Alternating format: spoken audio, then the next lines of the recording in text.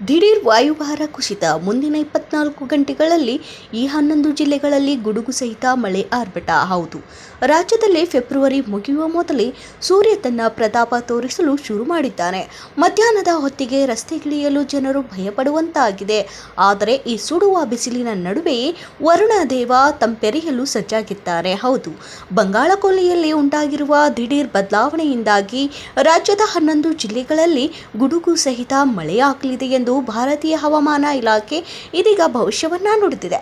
ನಿಮ್ಮ ಊರಿನಲ್ಲಿ ಇವತ್ತು ಕೊಡೆ ಹಿಡಿಯಬೇಕಾ ಅಥವಾ ಬಿಸಿಲಿಗೆ ಹ್ಯಾಟ್ ಧರಿಸಬೇಕಾ? ಇಲ್ಲಿದೆ ಸಂಪೂರ್ಣವಾದ ಹವಾಮಾನ ಕಂಪ್ಲೀಟ್ ರಿಪೋರ್ಟ್. ನೋಡೋಣ ಬನ್ನಿ. ಏನಿದು ಹವಾಮಾನ ವೈಪರೀತ್ಯ?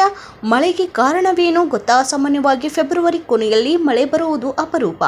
ಆದರೆ ಈ ಬಾರಿ 2 ಪ್ರಮುಖ ಕಾರಣಗಳಿಂದಾಗಿ ಅಕಾಲಿಕ ಮಳೆ ಸುರಿಯುತ್ತಿದೆ. ಮೊದಲನೇದಾಗಿ ಅರಬ್ಬಿ ಸಮುದ್ರದ ಸುಳಿಗಾಳಿ. ಕೇರಳ ಮತ್ತು ಸೌರಾಷ್ಟ್ರದ ಕರಾವಳಿಯಲ್ಲಿ ಸೃಷ್ಟಿಯಾಗಿರುವ ಗಾಳಿಯ ಸುಳಿವು ಮೋಡಗಳನ್ನು ಆಕರ್ಷಿಸುತ್ತಿದೆ. ಎರಡನೇದಾಗಿ ವಾಯುಭಾರ ಕುಸಿತ. ಹೌದು, ಆಗ್ನೇಯ ಬಂಗಾಳಕೊಲ್ಲಿಯಲ್ಲಿ ಉಂಟಾಗಿರುವ ವಾಯುಭಾರ ಕುಸಿತದ ಪ್ರಭಾವದಿಂದಾಗಿ ದಕ್ಷಿಣ ಒಳನಾಡಿಗೆ ತೇವಾಂಶಭರಿತ ಗಾಳಿ ಬೀಸುತ್ತಿದೆ. ಇಂದು ಯಾವೆಲ್ಲ ಜಿಲ್ಲೆಗಳಿಗೆ ಮಳೆ ಎಚ್ಚರಿಕೆ ನೀಡಲಾಗಿದೆ ನೋಡೋಣ. ಹವಾಮಾನ ಇಲಾಖೆ ಪ್ರಕಾರ ಮುಂದಿನ 24 ಗಂಟೆಗಳಲ್ಲಿ ಗುಡುಗು ಸಹಿತ ಸಾಧಾರಣ ಮಳೆಯಾಗುವ ಸಾಧ್ಯತೆ ಇದೆ. ಮೊದಲನೇದಾಗಿ ಮಲೆನಾಡು ಮತ್ತು ದಕ್ಷಿಣ ಒಳನಾಡು, ಹಾಸನ, ಕೊಡಗು, ಮೈಸೂರು ಮತ್ತು ಚಿಕ್ಕಮಗಳೂರು ಜಿಲ್ಲೆಗಳಲ್ಲಿ ಸಂಜೆ ವೇಳೆಗೆ ವರುಣನ ಆರ್ಭಟವಿರಲಿದೆ. ಉತ್ತರ ಒಳನಾಡು, ರಾಯಚೂರು ಮತ್ತು ಯಾದಗಿರಿ ಜಿಲ್ಲೆಗಳಲ್ಲಿ ಮೋಡ ಕವಿದ ವಾತಾವರಣವಿದ್ದು ತುಂತುರು ಮಳೆಯಾಗಲಿದೆ. ಈಗಾಗಲೇ ಮಳೆ ಸುರಿದ ಜಿಲ್ಲೆಗಳು ಏನಪ್ಪಾ ಅಂದರೆ, ಕಳೆದ 24 ಗಂಟೆಗಳಲ್ಲಿ ಬಾಗಲಕೋಟೆ, ಕಲಬುರಗಿ, ಗದಗ ಮತ್ತು ಬೆಳಗಾವಿಯಲ್ಲಿ ಈಗಾಗಲೇ ಮಳೆಯಾಗಿ ಬಿಸಿಲಿಗೆ ಬ್ರೇಕ್ ಬಿದ್ದಿದೆ.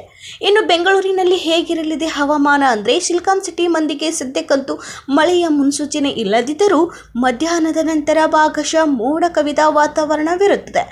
ಬೆಳಗ್ಗೆ ಮಂಜು ಮುಸುಕಿದ ವಾತಾವರಣವಿದ್ದರೆ ಮಧ್ಯಾಹ್ನ ತಾಪಮಾನ 32 ಡಿಗ್ರಿ ಸೆಲ್ಸಿಯಸ್ಗೆ ಏರಿಕೆ ಆಗಲಿದೆ. ಸಂಜೆ ತಂಪು ಗಾಳಿ ಬೀಸುವ ಸಾಧ್ಯತೆ ಇದೆ.